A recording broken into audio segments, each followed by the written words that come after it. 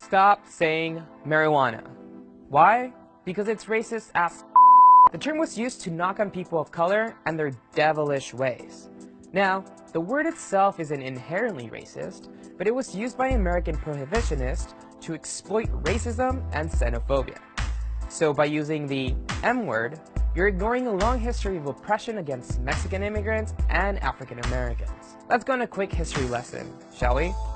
Weed has been consumed by the American elite since the 1840s. It was even sold over the counter as medication to treat insomnia, migraines, and rheumatism. But it didn't become controversial until the early 1900s, when millions of Mexicans migrated to the US following the Mexican Revolution.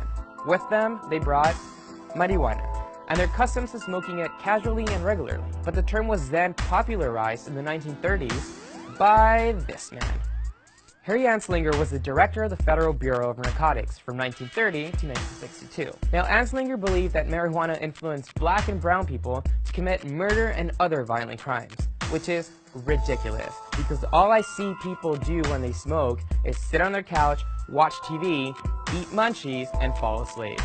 So his solution was to launch a vicious propaganda campaign against marijuana and associate it with all inferior races and social deviants. Anslinger traveled across the country to convince people that marijuana was something that was invading the US. He even pronounced the drug as marijuana to make it sound Hispanic and foreign and scary to white people. The campaign played on through 1937 when Anslinger successfully pushed Congress to pass the Marijuana Tax Act, which made the drug illegal at a federal level. Since then, marijuana has been associated with the notion of addiction or living a lesser life. Instead of a herbal medicine that seems to help people with several health conditions, or simply as a way to just relax after a long, hard day's work. You might argue that marijuana lost its prejudice bite years ago, but you can't ignore the racial implications of its introduction to the American lexicon. Besides, nothing has changed.